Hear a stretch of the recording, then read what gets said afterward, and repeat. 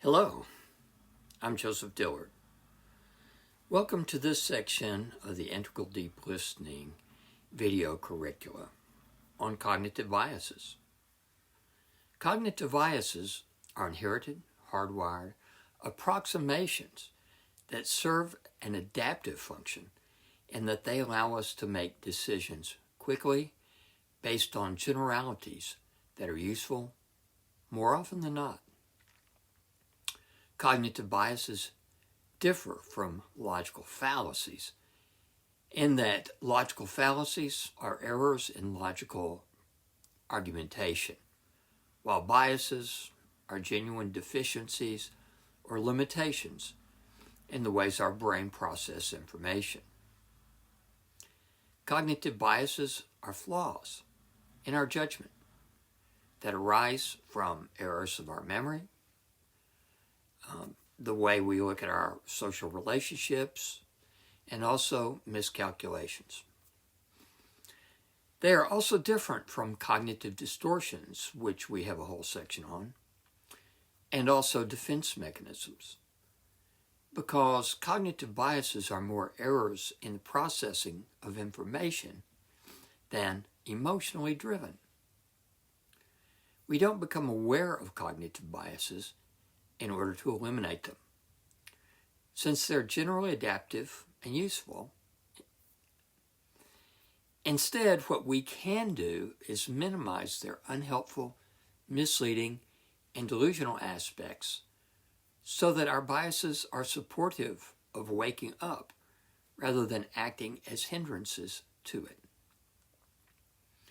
For the most part, the names of these biases are dreadfully boring.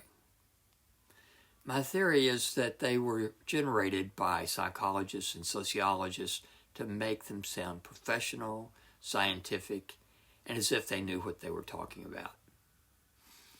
Therefore, I have attempted to come up with better names for some of them, as well as pictures to help you in recalling them and associating the names to the pictures. This series of short videos addresses only a selection from well over 100 cognitive biases, and it only deals with those that I think are most relevant for students of integral deep listening.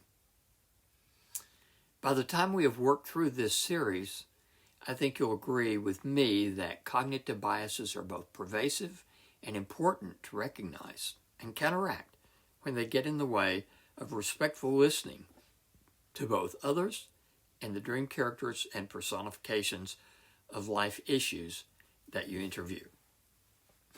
Now, let's get started by looking at a couple. First is stereotyping. We don't normally think of it as a cognitive bias, but it is. In stereotyping, we adopt generalized beliefs that members of a group will have certain characteristics, despite not having information about the individuals in the group.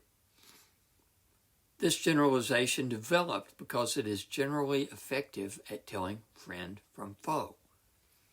We normally assume imaginary images, whether from dreams or waking, are less valuable, worthwhile, important, trustworthy, or useful than real people and objects. I mention this because it is an example of a stereotype, and it's dispelled by integral deep listening interviewing. A second cognitive bias is confirmation bias, or what I like to call the make me feel good bias. It's a built-in preference for those viewpoints, attitudes, assumptions, beliefs, and behaviors that support and validate our own. For instance, that newspaper astrology prediction that we read is always so accurate. Oh, how is that? Alcoholics prefer the company of other drinkers because being with a teetotaler breaks the magic spell of escapism. All of us have a tendency to prefer the company of those who agree with us and avoid those who do not. The make me feel good bias may help explain why we tend to ignore and discount our dreams. For the most part, they don't validate our worldview, or our sense of control, or our security. In fact, as often as not, if not more, our dreams undermine all three. It is quite normal to shy away from those dreams that do not support or validate our control and security issues, or validate our values and our sense of who we are. In fact, if you look at most dreams that we do choose to remember, we remember them because they can be used as a way to validate our identity, values, and beliefs.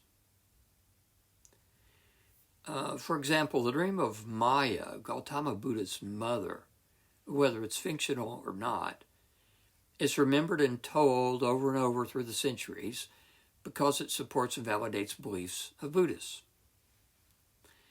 Assume that the make me feel good bias is always at work, causing you to select for beliefs, experiences, dreams, and companions that validate your worldview and your sense of self. And then use ideal interviewing to undermine, in ways that do not directly threaten you, your make me feel good bias. Thanks for watching. See you next time.